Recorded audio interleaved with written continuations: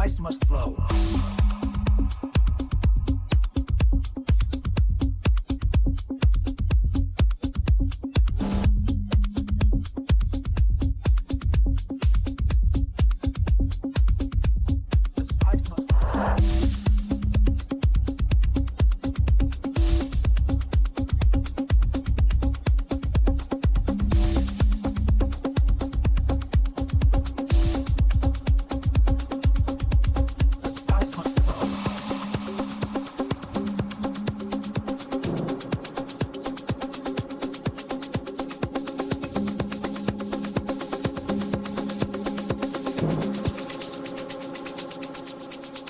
Spice must flow.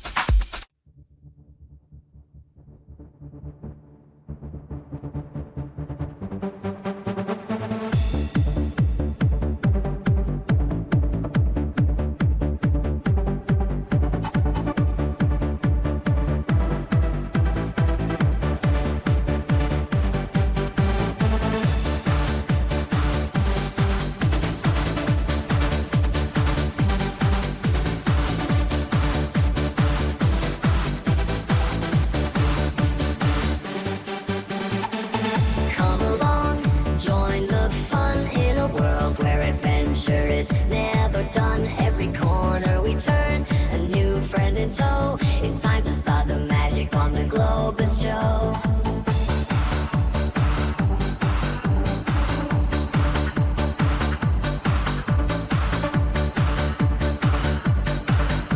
It's time to learn and grow on the Globus show.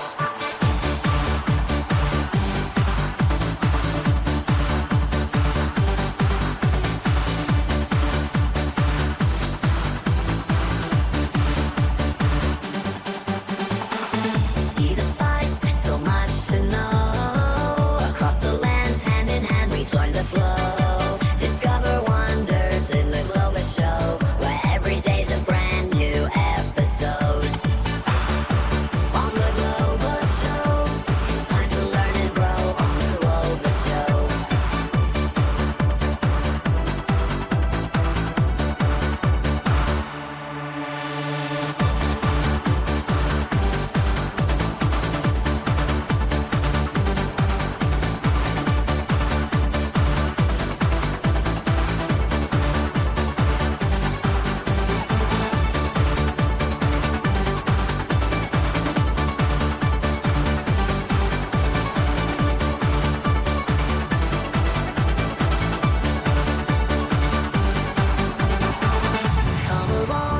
join the fun in a world where adventure is never done. Every corner we turn, a new friend in tow. It's time to start the magic on the Globus Show.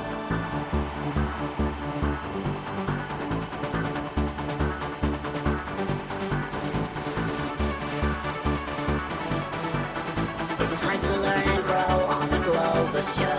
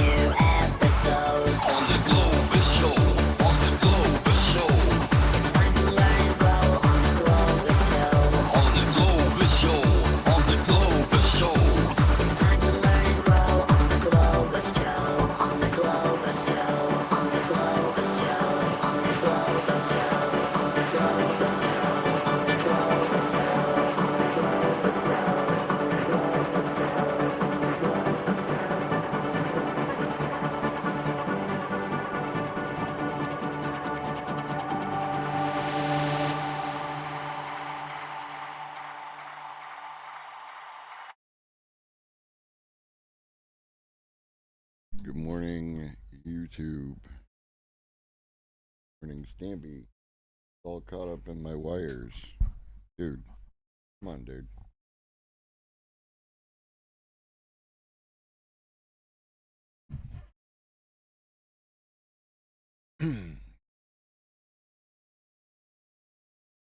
Good morning, good morning. All jacked up.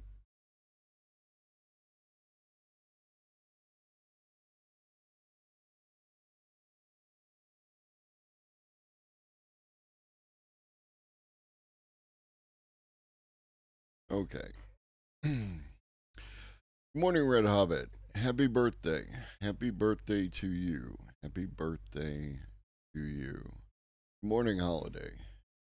What up, homie?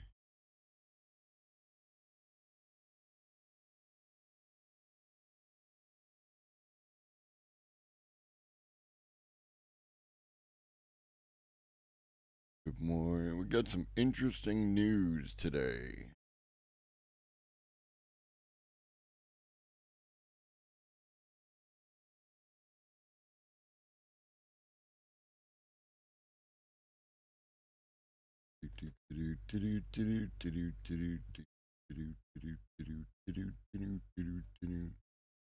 Nope. There we go. What do you mean free left? What happened? Did they catch another band for some nonsense? Son of a bitch.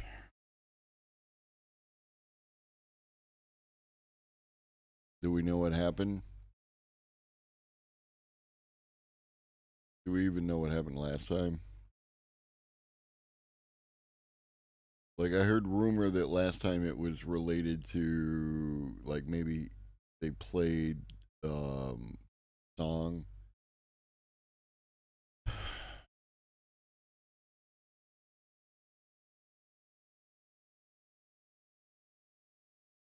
Ridiculous. It better not be because of the C-SPAN thing, because that's like, as far as I'm concerned, C-SPAN is ours, right? Collectively ours. So there's nothing you can do by watching C-SPAN that doesn't belong to the people. But if that is, because this is the thing. I follow streamer bands on Twitter, and they only tell you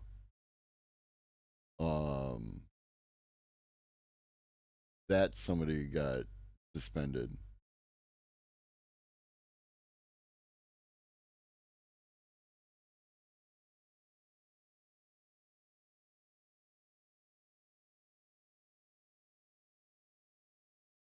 Yeah, it doesn't say. Hashtag third ban. It says that there's comments on it, but then when I click on it, there are no comments on it. Or wait. No, I was wrong. There are comments. Yeah, but no information.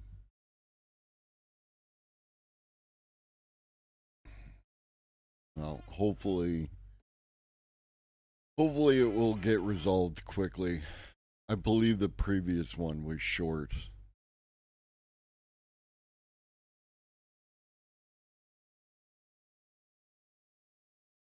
Because, I mean, as far as I can tell, Marcus doesn't, other than having, leftist views and being black on Twitch, right? Like, just ridiculous. Leave the man alone. Does good work. All right. Let's do the news. Spike based dynamic computing with asynchronous sensing computing neuromorphic chip. By mimicking the neurons and synapses of the human brain and employing spiking neural networks on neuromorphic chips, neuromorphic computing offers a promising energy efficient machine intelligence. How to borrow high level brain dynamic mechanisms to help neuromorphic computing achieve energy advantages is a fundamental issue.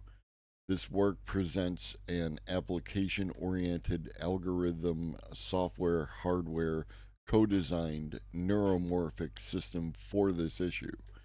First, we design and fabricate an asynchronous chip called SPEC, a sensing computing neuromorphic system on chip with the low processor resting power of 0.42 milliwatts. SPEC can satisfy the hardware requirements of dynamic computing. No input consumes no energy. Second, we uncover the dynamic imbalance in spiking neural networks and develop an attention based framework for achieving the algorithmic requirements of dynamic computing. Varied inputs consume energy with large variance. Together, we demonstrate a neuromorphic system with real time power as low as 0.70 milliwatts. This work exhibits the promising potentials of neuromorphic computing with its asynchronous, event driven, sparse, and dynamic nature. So, this is a paper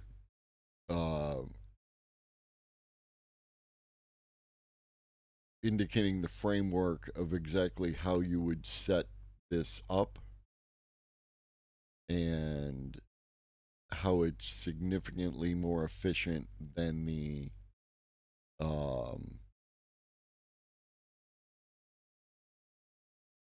leave my wires alone, Snabby. Calm down or get down. How neuromorphic chip could be sufficiently more energy efficient. Okay. Nope. Can't attack my wires. That's off limits. Neuromorphic chips could be awesome. We shall see.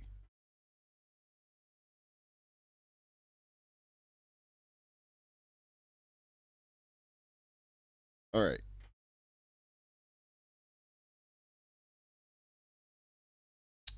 So, OpenAI didn't, this is the Washington Post, OpenAI didn't copy Scarlett Johansson's voice for ChatGPT, records show. When OpenAI, good morning, Adam. When OpenAI issued a casting call last May for a secret project to endow OpenAI's popular ChatGPT with a human voice, the flyer had several requests. The actor should be non union. They should sound between 25 and 45 years old, and their voices should be warm, engaging, and charismatic.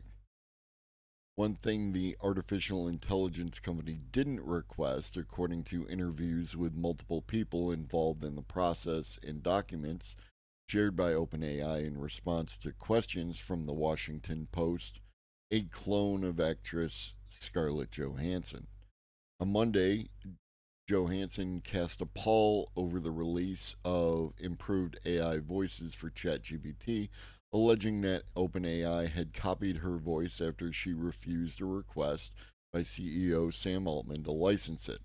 The claim by Johansson, who played a sultry virtual AI assistant in the 2013 movie Her, seemed to be bolstered by a cryptic social media post by Altman greeting a demo of the product. The post said simply, her. But while many hear an eerie resemblance between Sky and Johansson's her character, an actress was hired in June to create the Sky voice months before Altman contacted Johansson, according to the documents, recordings, casting directors, and the actress's agent.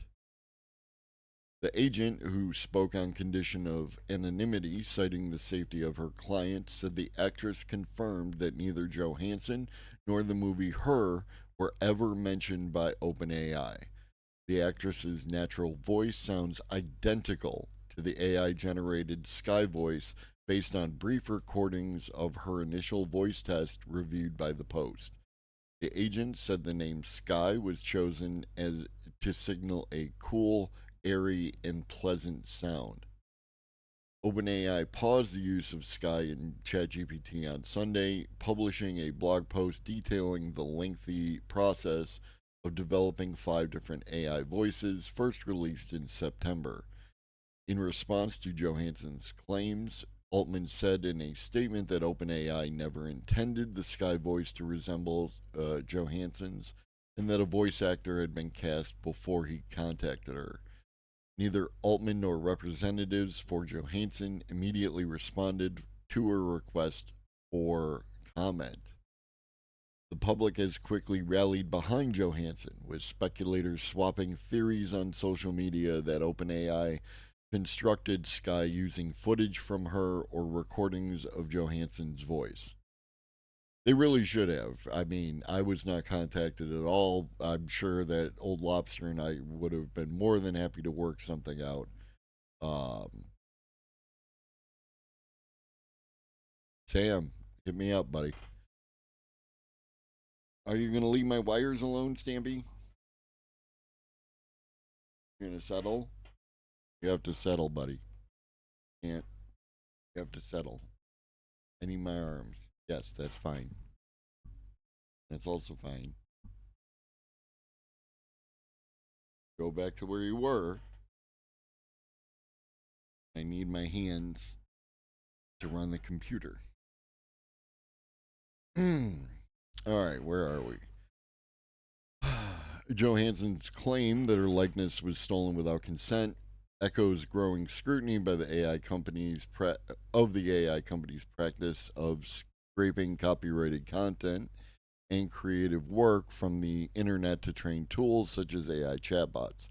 Tech companies need massive amounts of data to make their products sound human, but only recently begun getting permission. Joanne Zhang, who leads AI model behavior for OpenAI, said that the company selected actors who were eager to work on an AI project. I'm eager. She played the actors a sample AI version of their voice to demonstrate how realistic the technology could sound. Zhang said she also gave them an out if they were uncomfortable with the surreal job of being a voice for ChatGPT. Long before the voice auditions, Zhang began developing the way ChatGPT would interact with users. She worked closely with a film director hired by OpenAI to develop the technology's personality. For instance, if a user asked, "Will you be my girlfriend?" Zhang wanted the AI tool to respond with clear boundaries, but also let them down easy. The director helped come up with a response. When it comes to matters of the heart, consider me a cheerleader, not a participant. Zhang said she kept a tight tent around the AI Voices project. Good morning, Reed. Making Chief Technology Officer Mira Murati the sole decision maker to preserve the artistic choices of the director and the casting office. Altman was on his world tour during much of the casting process and not intimately involved, she said. Mitch Glazer, the chief executive of the Recording Industry Association of America, said that Johansson may have a strong case against OpenAI if she brings forth a lawsuit. He compared Johansson's case to one brought by the singer Bette Midler against the Ford Motor Company in the 1980s. We covered that. But briefly, Ford hired an impersonator for Bette Midler. But Mark Humphrey, a partner and intellectual property lawyer at Mitchell, Silberberg, and Knupp, said any potential jury probably would have to assess whether Sky's voice is identifiable as Johansson's. Several factors go against OpenAI, he said, namely Altman's tweet and his outreach to Johansson in September and May. It just begs the question. It's like if you use a different person, there was no intent for it to sound like Scarlett Johansson. Why are you reaching out to her 2 days before? That would have to be explained.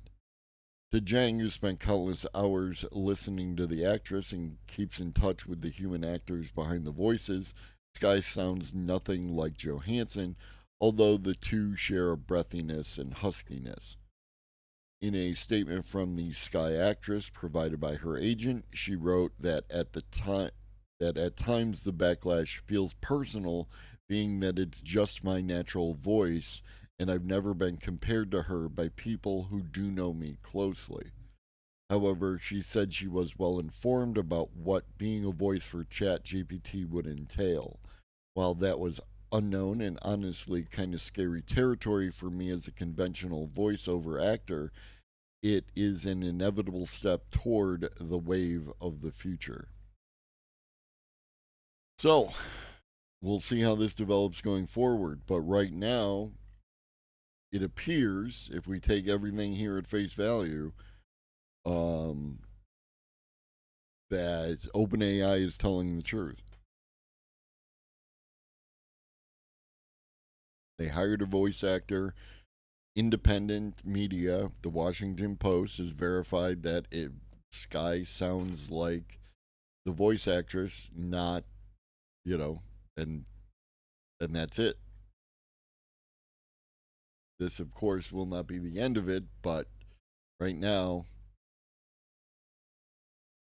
it looks like OpenAI is in the right here. From Time Magazine, no, today's AI isn't sentient, and here's how we know. I'm fascinated.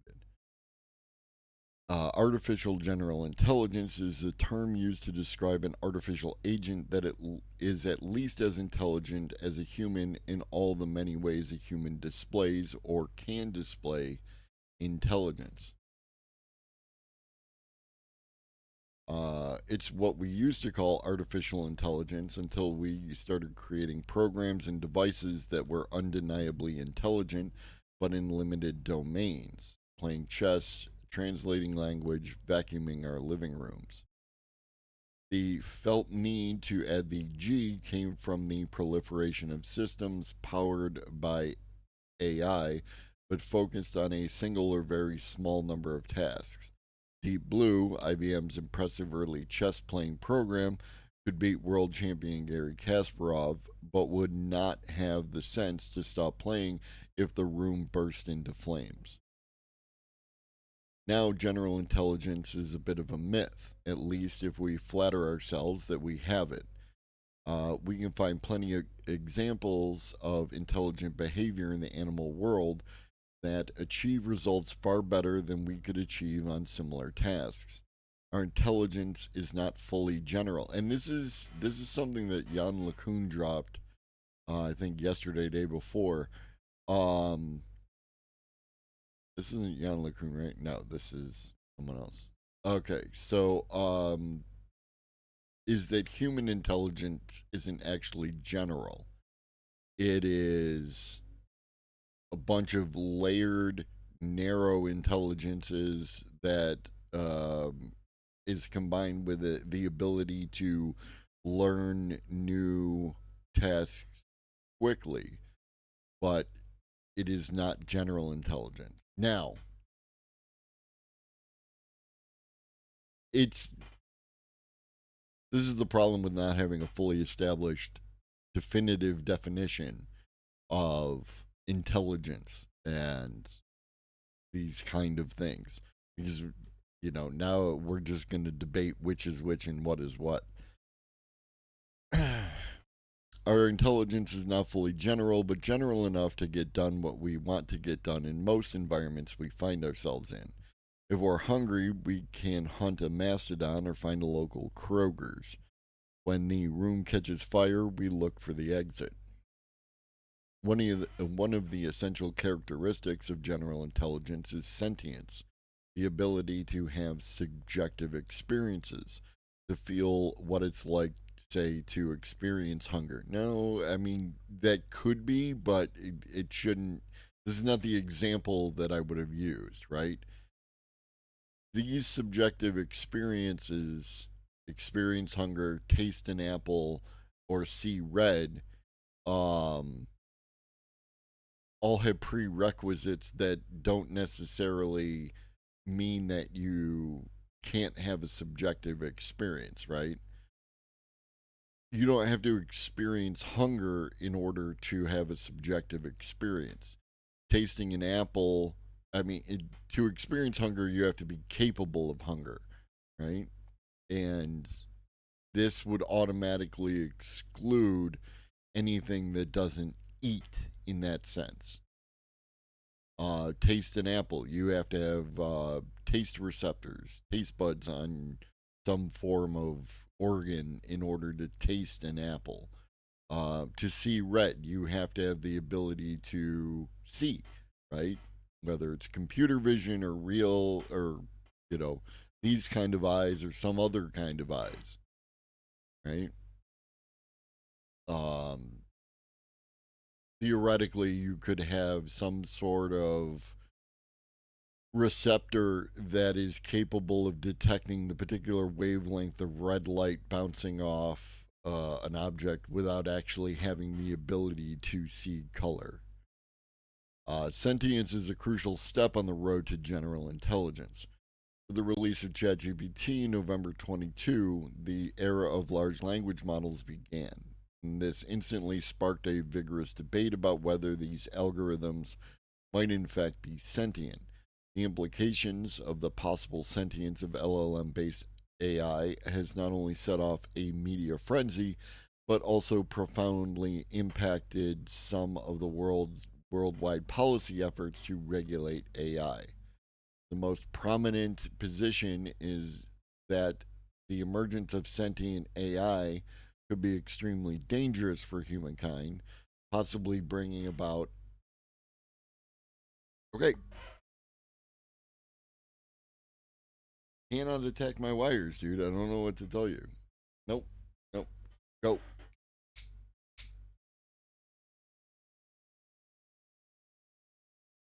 Um, the most prominent position is that the emergence of sentient AI could be extremely dangerous for humankind, possibly bringing about an extinction level or existential crisis. After all, a sentient AI might develop its own hopes and desires with no guarantee they wouldn't clash with ours. I don't know if that's the most prominent position. It's the most interesting from, the point of view of news people because it interacts with our culture, our pop culture, our media, and so on and so forth. And people do love to read about existential threats. The short piece started as a WhatsApp group chat to debunk the arguments that LLMs might have achieved sentience. It is not meant to be complete or comprehensive. Our main point here is to argue that the most common defense offered by the sentient AI camp, which rests on LLM's ability to report having subjective experiences. Over the past month, both of us have had a robust debate. There's two people in this. This is Fei Fei Lee and John Etchmendy. Um, that's the both of us have had robust debates and conversations with many colleagues in the fields of AI, including some deep one-on-one conversations with some of the most prominent and pioneering AI scientists. The topic of whether AI has achieved sentience has been a prominent one. A small number of them believe strongly that it has. Here's the gist of their arguments by one of the most vocal proponents, quite representative of those in the sentient AI camp. AI is sentient because it reports subjective experience. Subjective experience is the hallmark of consciousness. It is characterized by the claim of knowing that what you know or experience. I believe that you, as a person, are conscious when you say, I have the subjective experience of feeling happy after a good meal. I, as a person, actually have no direct evidence of your subjective experience. But since you communicated that, I take it at face value that indeed you have the subjective experience and so are conscious. Let's apply the same rule to LLMs. Just like any human, I don't have access to an LLM's internal state. But I can query its subjective experience. I can ask, are you feeling hungry? It can actually tell me yes or no. Furthermore, it can also explicitly share with me its subjective experiences on almost anything, from seeing the color red, being happy after a meal, to having strong political views. Therefore, I have no reason to believe it's not conscious or not aware of its own subjective experiences, just like I have no reason to believe that you are not conscious. My evidence is exactly the same in both cases. Why they're wrong. While this sounds plausible at first glance, the argument is wrong. It is wrong because our evidence is not exactly the same in both cases, not even close. When I conclude that you are experiencing hunger when you say, I'm hungry, my conclusion is based on a large cluster of circumstances. First is your report, the words that you speak, and perhaps some other behavioral evidence like the grumbling in your stomach. Second is the absence. I'm already okay. This is not within the context. This is weighting the argument in your favor, right? Like the grumbling in your stomach is a subjective experience of the observer, not the observed, right? Like while the observed could also feel the grumbling in the stomach, or hear it or what have you,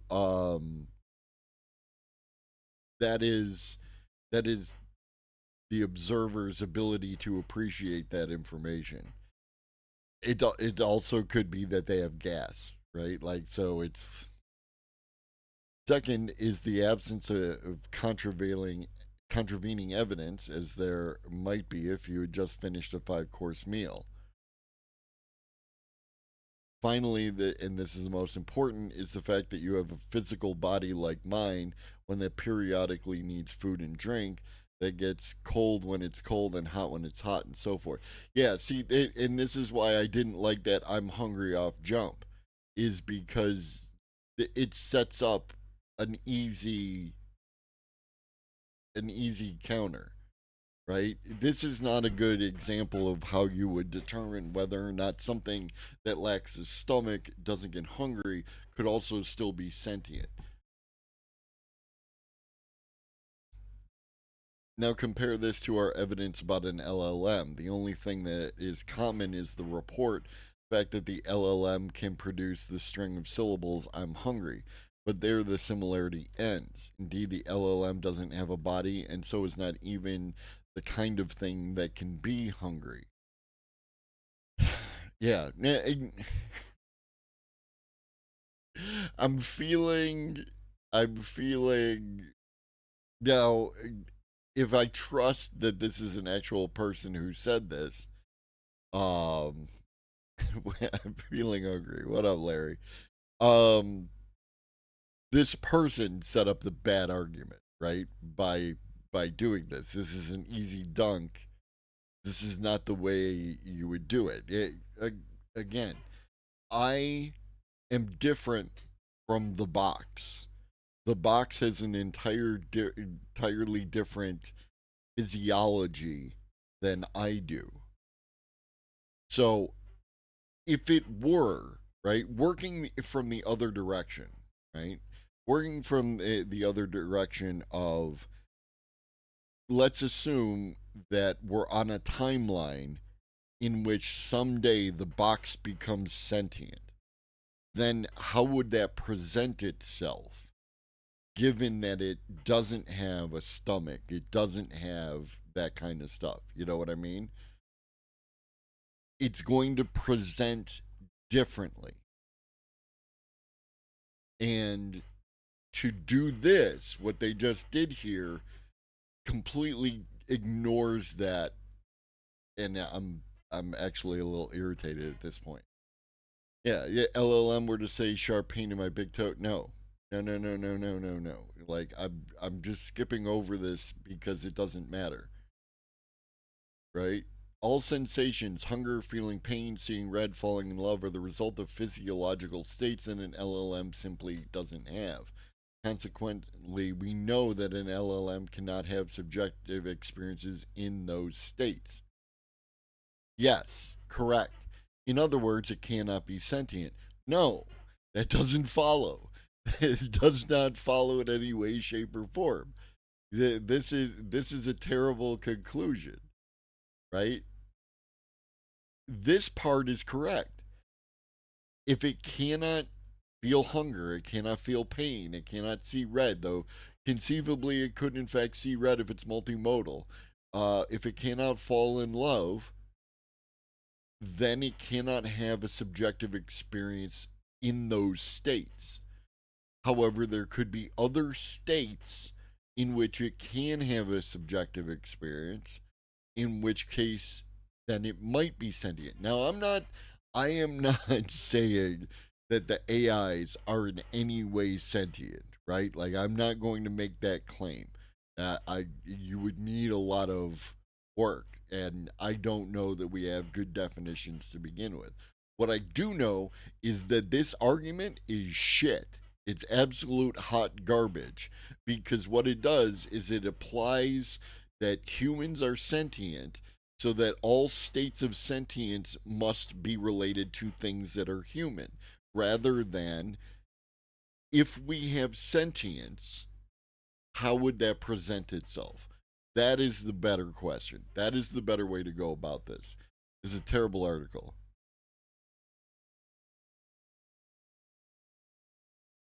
Yeah, and that's their conclusion is that we haven't achieved sentience AI or sentient AI because it's not hunger. Or as I like to say, AI has not yet learned to play the banjo, ergo it's not real. What up, Johnny Prophet? Good morning to you.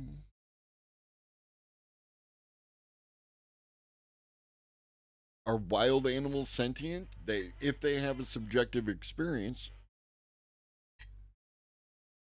according to um, their definition of sentience, it's all about the subjective experience, which I'm fine with. I'm fine arguing from a point of subjective experience because I think that that's valid. I think that at the very least, if it doesn't mean that a thing has consciousness, right? If consciousness and sentience are separate entities, right? I'm willing to accept the idea that subjective experience equals sentience. Fine. but the precursors that you must exhibit human like behaviors and human like states in order to be sentient, that just doesn't follow. Humans are definitely too arrogant to recognize sentience.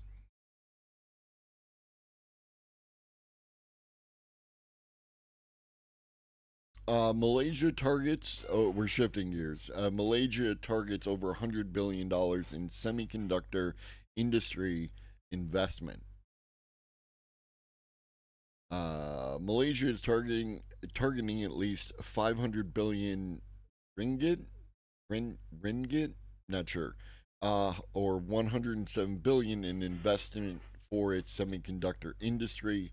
Prime Minister Anwar Ibrahim said on Tuesday as the Southeast Asian country looks to position itself as a global manufacturing hub. Malaysia is a major player in the semiconductor industry, accounting for 13% of global testing and packaging. It has attracted multi billion-dollar investments from leading firms in recent years, including Intel and Infineon. Anwar said the investment being sought would be for integrated circuit design, advanced packaging, and manufacturing equipment for semiconductor chips. Malaysia also wants to establish at least 10 local companies in design and advanced packaging for semiconductor chips. Um, Let me get a good definition for you. It has to do with how you put all the things together. Um,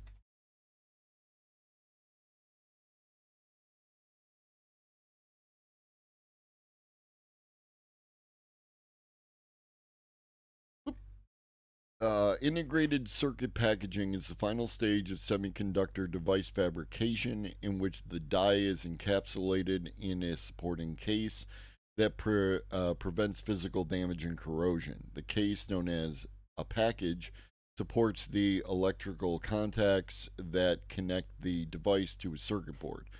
So basically, like this right here, right? When you've seen a chip where it's like a little plastic box with little leads coming out of it, that's packaging. It's taking the chip and putting it into its safe little package um, so that it can do its job. These are all packages, if you can see, right?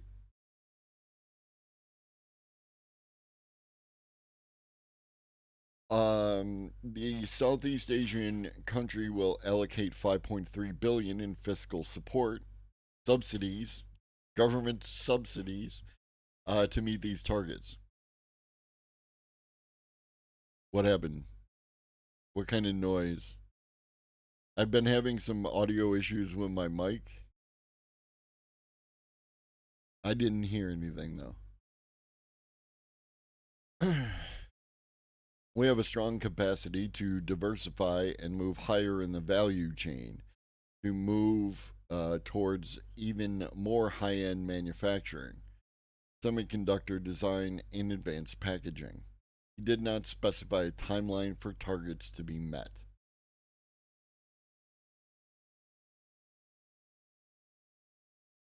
I know, like, I don't know if you're watching on mobile, Twitch mobile. My Twitch mobile is always wonky. Um, One, I blame the Twitch mobile app because it's wonky. Two, I blame the S23. S23 is a piece of garbage. And I actually regret. I waited forever. My S10, it was a S10 Ultra or whatever the highest end of S10 was, and I had that thing forever, and it was starting to die. It was starting to fall off, and so I needed to upgrade, and they were offering a free changeover to the S23, and I'm like, fine, I'll take your phone. I've been a fan of the Galaxy. I've been a fan of the Samsung. I'm in, right? And I hate this thing. It's annoying. It is. It is not good at being a modern phone.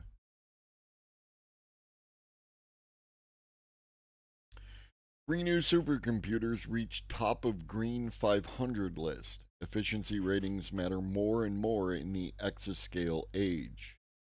Over just the past couple of years, supercomputing has accelerated into the exascale era, with the world's most massive machines capable of performing over a billion operations per second.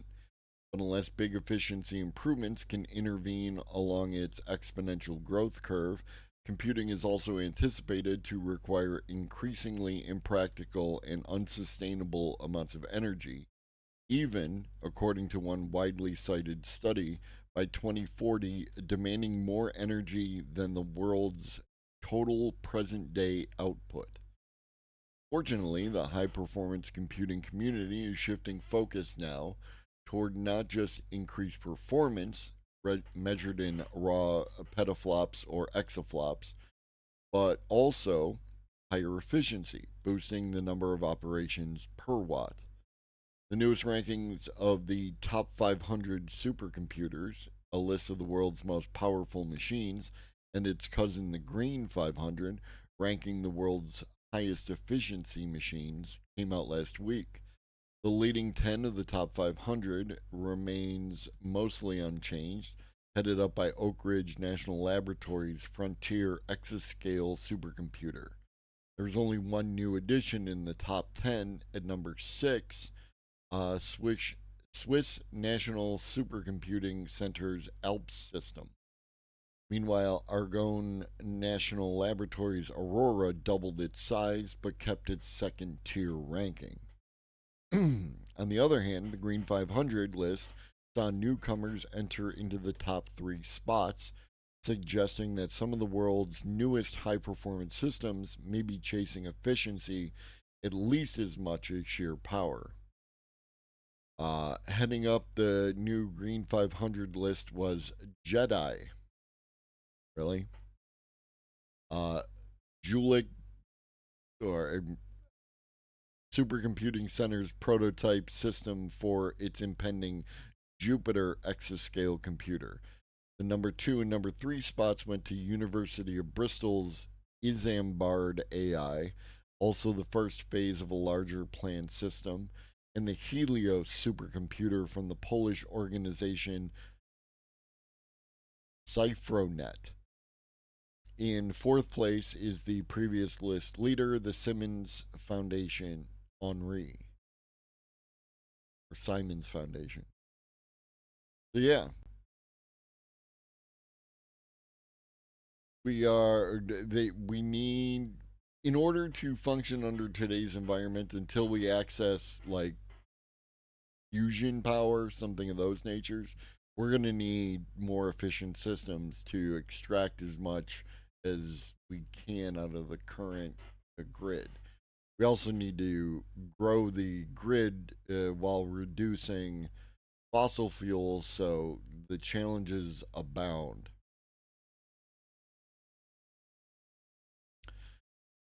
So, finally, OpenAI says it has begun training a new flagship AI model. The advanced AI system would succeed GPT-4, which powers ChatGPT. The company has also created a new safety committee to address AI's risks. OpenAI said on Tuesday that it has begun training a new flagship artificial intelligence model that would succeed the GPT-4 technology that drives its current chatbot, ChatGPT. San Francisco startup. The new model would be an engine for AI products, including chatbots, digital assistants akin to Apple's Siri, search engines, and image generators. OpenAI also said it was creating a new safety and security committee to explore how it should handle the risks posed by the new model and future technologies. While we are proud to build and release models that are industry leading on both capabilities and safety, we welcome a robust debate at this important moment.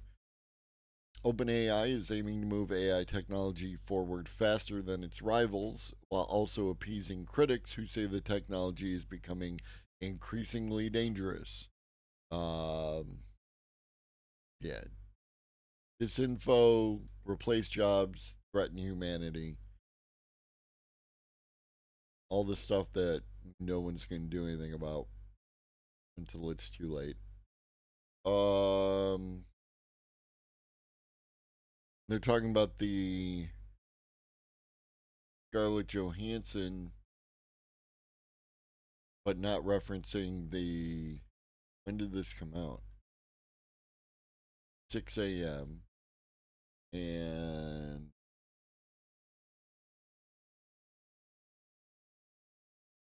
this came out 5 days ago.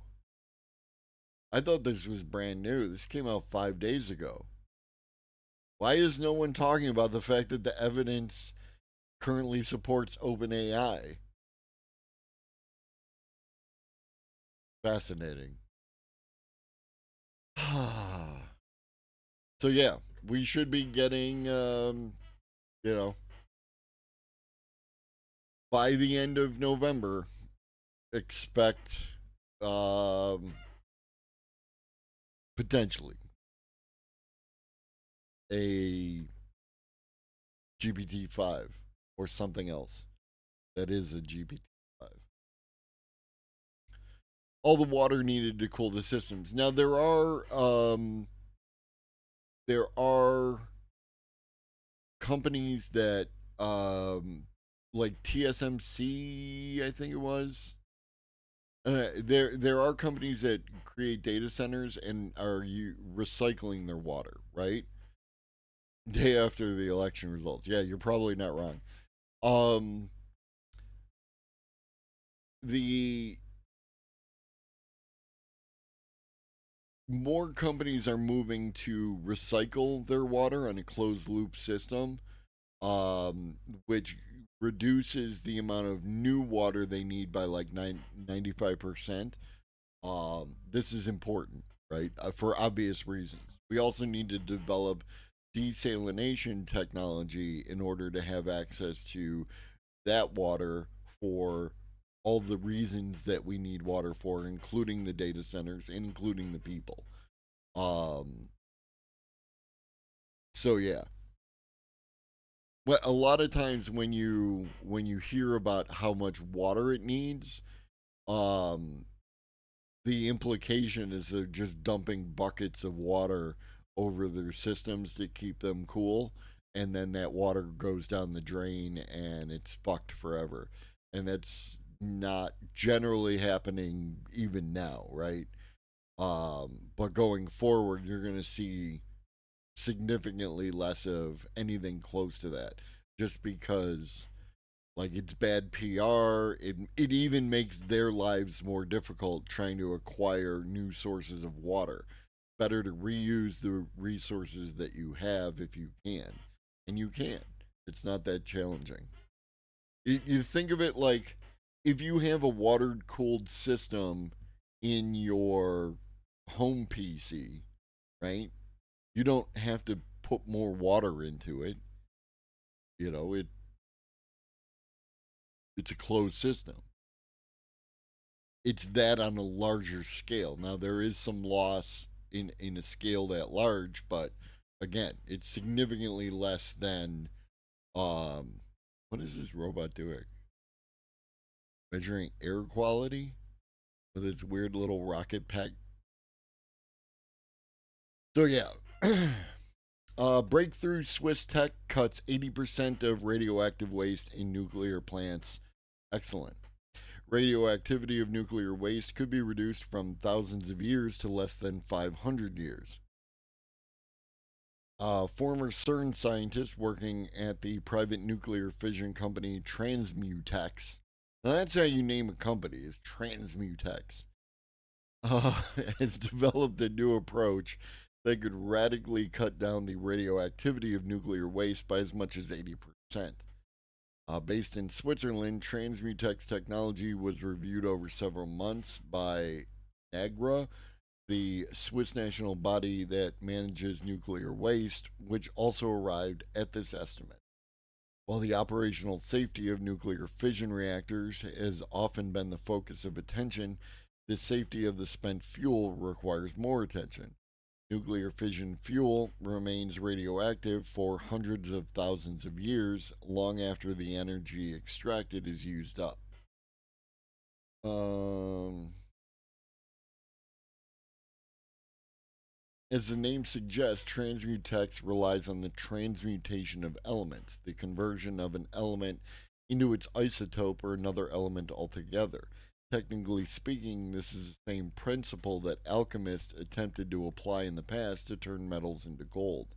Where the alchemists failed, former scientists from CERN have been able to succeed. Using a particle accelerator, the researchers propose using a slightly radioactive element, such as thorium, and transmuting it into an isotope of uranium.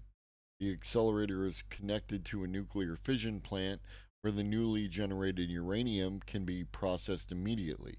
However, unlike its uranium counterpart, which is used in nuclear power plants today, this uranium does not produce plutonium or other highly radioactive waste. So this is good on multiple levels, right? One of the concerns that comes up as related to visible materials is that they're going to turn this into nuclear weapons, right? These so-called bad actors are going to turn it into nuclear weapons. This being the case, it sounds like this may be even more. There are a bunch of issues with, like, it has to do with light water and heavy water, and like the centrifuges that Iran was using, as a matter of example, were the kind that you use for generating material for nuclear power, but not for nuclear weapons. This sounds like it could be one more step in that chain to indicate that we need to develop nuclear power to offset the power loss from fossil fuels, and what we're doing can only be used for nuclear power, not nuclear weapons. And then everyone should get along pleasantly and happily, and we won't have any problems anywhere ever again. The fact that most people don't understand the difference of any of those things is what we get into. Um,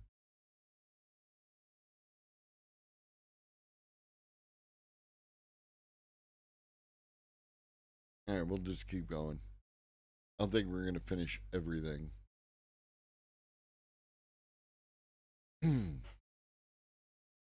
Algorithms could help improve judicial decisions, potentially pressing X to doubt. What up, K-Pars? Yeah, like, if I recall correctly, can-do reactors from Canadian designs use an isotope that doesn't work in bombs. Yeah, like, there are solutions, and we need to lean into those solutions, right? But your average person, or your average American, hears nuclear reactor and thinks that all the things are the same, and that if you have a nuclear reactor you can develop nuclear weapons, and if you can develop nuclear weapons, oh no, there's nuclear proliferation and the world is a threat and allies and yada yada yada. Yeah, and I mean, it is nuclear waste management is a concern. What up, Antiforia? um,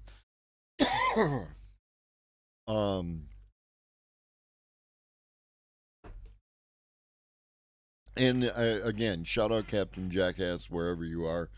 I wish Captain Jackass was still around to talk with us about how um, there's apparently a loop in this process that you can close, and then just research needs to be done in the loop closure section.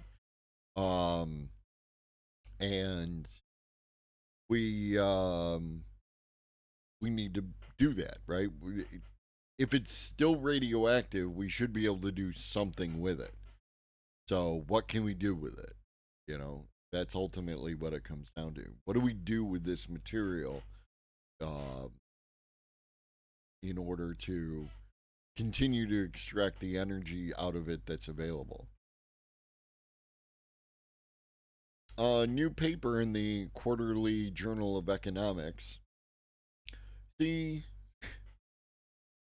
we're talking about judicial decisions and we're talking about the Journal of Economics. Like, it just finds that replacing certain judicial decision making functions with algorithms could improve outcomes for defendants by eliminating some of the systemic biases of judges. Now, in a perfect system, I agree. Um, but like you would have to demonstrate a lot of things here. Let's find out. Decision makers make consequential choices based on predictions of unknown outcomes. Judges, in particular, make decisions about whether to grant bail to defendants or how to sentence those convicted. Companies now use machine learning based models increasingly in high stakes decisions. There are various assumptions about human behavior underlying the deployment of such learning models that play out in product recommendations on Amazon, the spam filtering of email, and predictive text on one's phone. Researchers here developed a statistical test of one such behavioral assumption, whether decision makers make systematic prediction mistakes, and further develop methods for eliminating the ways in which their predictions are systematically biased. Analyzing the New York City pretrial system, the research reveals that a substantial portion of judges make systematic prediction mistakes about pretrial misconduct risk given defendant characteristics, including race, age, and prior behavior. The research here used information from judges in New York City who are quasi randomly assigned to cases defined at the assigned courtroom by shift. The study tested whether the released decisions of judges reflect accurate beliefs about the risk of defendants failing to appear for trial. The study was based on information on 1,460,462 New York City cases, of which 758,000, so about half of the cases, were subject to a pretrial release decision. The paper here derived a statistical test for whether a decision maker makes systematic prediction mistakes and provided methods for estimating the way in which the decision maker's predictions are systematically biased. By analyzing the pretrial release decisions of judges in New York City, the paper estimates that at least 20% of the judges make systematic prediction mistakes about defendant misconduct risk given defendant characteristics. Motivated this is using such like the language is just like I'm not calling anybody racist, but motivated by this analysis, the researchers here estimated the effects of replacing judges with algorithmic decision rules. Paper found that the decisions of at least 32% of judges in New York City are inconsistent with the actual ability of defendants to post a specified bail amount or the real risk of them failing to appear for trial. Now, recidivism research has been like astrology for cops for a long time. It's very shoddy. And there were concerns with a variety of different AI models that were used in sentencing and other stuff. And I don't know whether or not they currently are. But Politico did a story like a year and a half ago about this really questionable piece of software that they were using, and the biases inherent in that software, which is why like this sounds interesting, but like I am like super cagey about it because of the potential baked in bias that exists within any particular data set makes it problematic. Yeah, yeah. Um, Research here indicates that when both defendant race and age are considered, the median judge makes systematic prediction mistakes. I love this. Systematic prediction mistakes on approximately 30% of defendants assigned to them. Not just the potential, but a history of using this kind of tech unfairly. Absolutely. And then when the rubber really meets the road in a serious way, like it's doing in the legal system, it is important to dot all the I's and cross all the T's and make sure that things are as they should be, because this is our chance to change things from as they are to as we, as a society, as a collective, as a what have you, believe that they should be. So this is an opportunity. It is important to get it as right as we can, um, for not only the reasons to alleviate some of the difficulties and suffering that exist within the current system, but also to validate the use of the system as being better and more fair and less prone to bias and all the other concerns, so that going forward we can use additional systems to replace those systems that currently exist that have this baked in bias, that because humans are notorious for baked in bias. um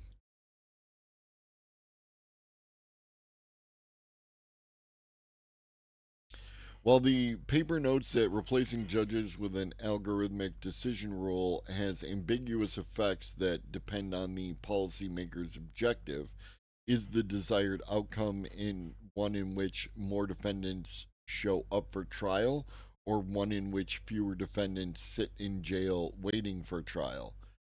It appears that replacing judges with an algorithmic decision rule would lead to up to 20% improvements in trial outcomes, as measured based on the failure to appear rate among defendants and the pretrial detention rate. The effects of replacing human decision makers with algorithms depends on the trade-off between whether the human makes systematic prediction mistakes based on an observable information based on observable information available to the algorithm, versus whether the human observes any useful private information. So yeah,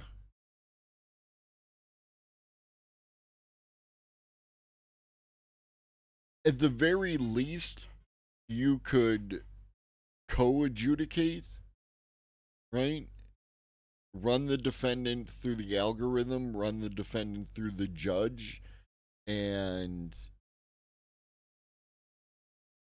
have the judge justify why they disagree with the algorithm, right?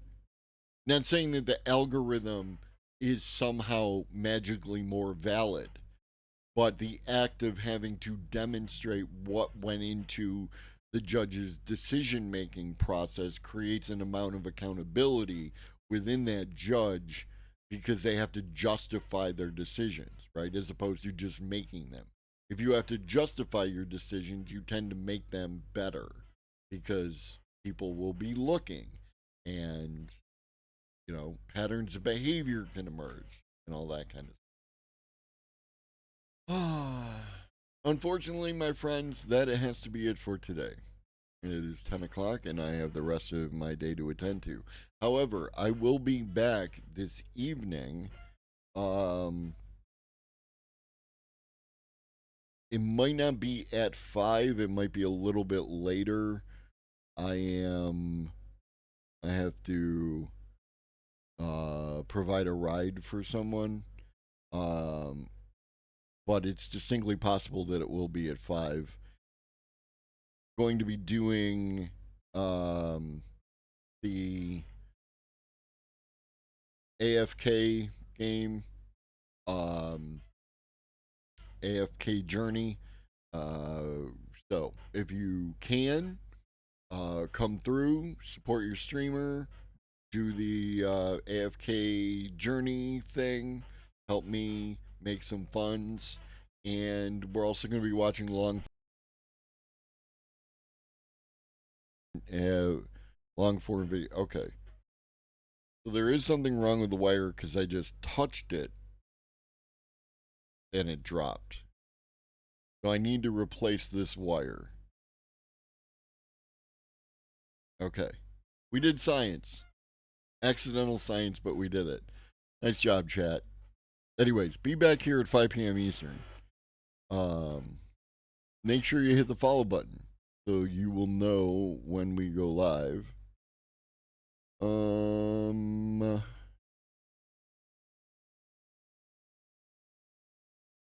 What are you doing, homie?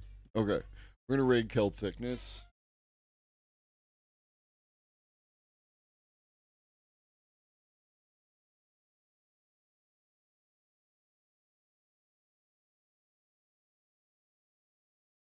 Stick around for the raid, even if you have someplace else to be. Please and thank you. It helps draw more eyes to the stream. Make me look like big strong streamer. And for those of you who are just here for the morning news, I'll be back tomorrow. It should be 7:30 a.m. again. Sorry about today. Just I sometimes have to be fluid in streaming because of how real life is. All right. I appreciate you all. I hope you enjoy the rest of your day. I hope it's a good one. I hope you accomplish the goals that you wish to accomplish. Yeah. In the meantime, drink your water, eat some food, take your meds if you forgot, and always remember that Shaggy loves you. So do I. And if you're watching this on YouTube, like, subscribe, and hit the bell to stay notified.